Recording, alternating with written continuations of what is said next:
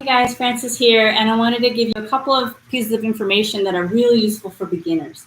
Now, we did a couple of videos just recently on the shoulder placement and the elbow placement, and so this isn't a direct question, but I thought since we're doing the shoulders and the elbows, we actually should really talk about where the hands go. So where do my hands go in a plank pose or a downward dog pose?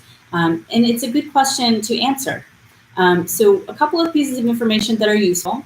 One thing is, what is full range of motion at the wrist for wrist extension?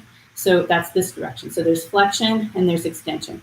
So if you put your arms out straight and you reach into extension of the wrists, the extension of the wrist is actually 80 to 90 degrees. So if you are putting pressure on there, you might, get closer to 90 degrees.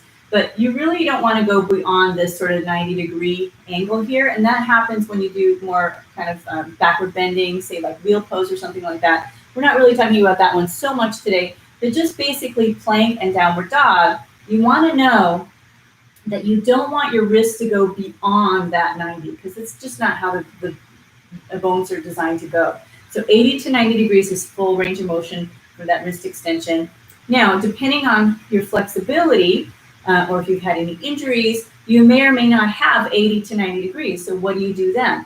And also, where do you place your hands in general? So we'll move to the mat in a second, but before we do, you want to think about roughly the distance of your shoulders with your hands.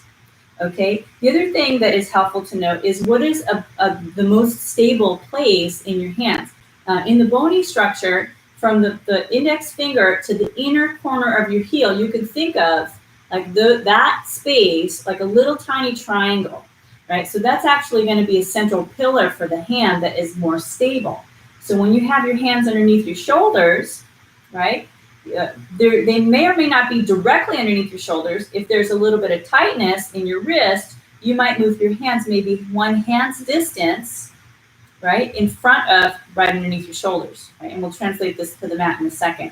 So possibly one hand's distance in front of where they would be underneath your shoulders, and then ever so slightly rotated outward, just a little bit, right? So that you're on that central pillar of the hand, those 3 points, right, that make that kind of little triangle shape, okay? So just a little bit in front of you and slightly rotated out. Not all the way out, not really far, not really close.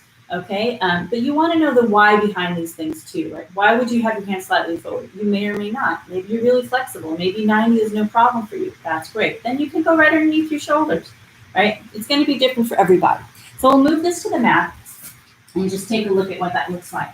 So from underneath you, from the hands directly underneath the shoulders, and again, if you test your own wrist, just like this, and then maybe with the other hand helping would be as far as you can go, right? No further than 90. You might notice if you're less than 90 degrees, it's going to be better for you to bring your hands, my yoga mentor, Mukunda Styles would say one hand's distance forward, right? It's not a bad place to be. It's going to be a little less pressure.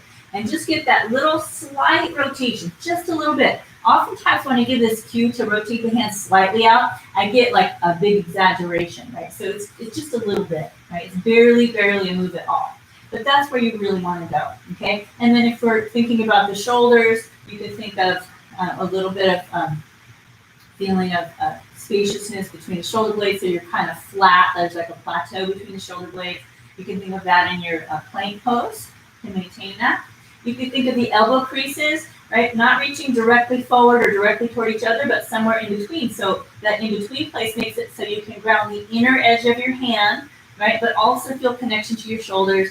And then you can kind of try to, if you come from your plank to your downward dog, as you come from downward dog to plank, see if you can find that alignment again. Come out of your plank into downward dog, and then again, come back into plank, find that same alignment. And if you're not sure, maybe you'll come to all fours for a moment, see if you can kind of wiggle around a little bit, see if you can feel that it is nice and supportive in that alignment, okay? And then we're just looking for, again, the most supportive place to be. You don't want to have the weight just on your wrists. You want to make a nice handprint in the mat with your hand. The tendency is to be a little bit to the outer edge, so you want to make sure your index finger knuckle is grounded. You can imagine that you had something underneath your hand there and that you want to hold that down, like hold down like, I don't know, $100 bill or something like that underneath your index finger knuckle. And so that's a good placement for your hands on the mat. Okay, so I hope this is helpful. Couple of moves to distinguish where your hands should go from plank pose and into downward dog. Hope that's helpful. Have a great day, be well, and we'll see you next time. Thanks.